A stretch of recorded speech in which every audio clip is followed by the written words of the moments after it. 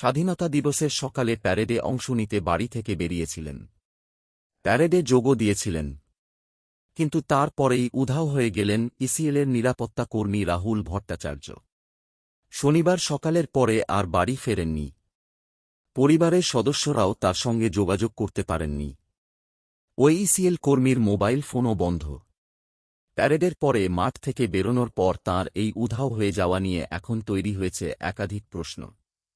ইসিএলের জামুরিয়ার সাতগ্রাম এরিয়ার নিংঘা কলিয়ারির নিরাপত্তা বিভাগে কর্মরত ৩৪ বছরের রাহুলের নিখোঁজ হওয়ার ঘটনায় কুলটি থানায় লিখিত অভিযোগ দায়ের করেছেন তাঁর স্ত্রী রাধারানী ভট্টাচার্য। পুলিশ ১৬ আগস্ট রবিবার সেই অভিযোগে জিডি নম্বর ৮৮৪ নথিভুক্ত করে তদন্ত শুরু করেছে। জানা গেছে, জামুরিয়া থানার পনিয়াটি ওয়ার্কশপের কোয়ার্টার নম্বর পিডব্লিউএস NHS ৭১-এ থাকেন রাহুল ভট্টাচার্য। ১৫ আগস্ট শনিবার ভোর প্রায় ৫টা নাগাদ নিজের মোটর বাইকে শাঁকতরিয়া গ্রাউন্ডের উদ্দেশ্যে রওনা দেন তিনি। সেখানে স্বাধীনতা দিবসের প্যারেডে অংশ নেওয়ার কথা ছিল তাঁর। পরিবারের দাবি, প্যারেডে অংশ নেওয়ার পর থেকেই রাহুলের সঙ্গে আর কোনো যোগাযোগ করা সম্ভব হয়নি। দীর্ঘ সময় বাড়ি না ফেরায় উদ্বিগ্ন হয়ে পড়েন পরিবারের সদস্যেরা। পরে শাঁকতরিয়া গ্রাউন্ডে খোঁজ নিয়ে তাঁরা জানতে পারেন, রাহুল প্যারেডেও অংশ নিয়েছিলেন।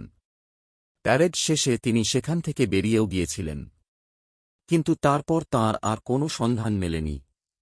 ঘটনায় উদ্বেগ আরও বাড়িয়েছে রাহুলের মোবাইল ফোন বন্ধ থাকায়। প্যারেডে তাঁর উপস্থিতি নিশ্চিত হলেও অনুষ্ঠান স্থল থেকে বেরিয়ে যাওয়ার পর তিনি কোথায় গেছেন, কারও সঙ্গে যোগাযোগ হয়েছিল কিনা, কিংবা কোন পথে রওনা দিয়েছিলেন, তার কোন স্পষ্ট উত্তর এখনও পর্যন্ত মেলেনি।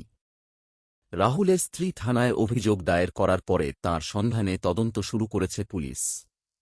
প্যারেডের পর রাহুলের গতিবিধি, সম্ভাব্য যাতায়াতের পথ এবং যোগাযোগের বিষয়গুলি খতিয়ে দেখা হচ্ছে।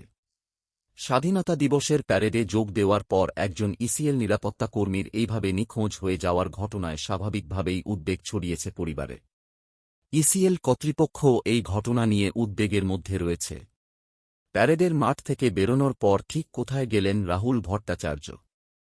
তদন্তে নেমে সেই প্রশ্নের উত্তরই এখন খুঁজছে পুলিশ।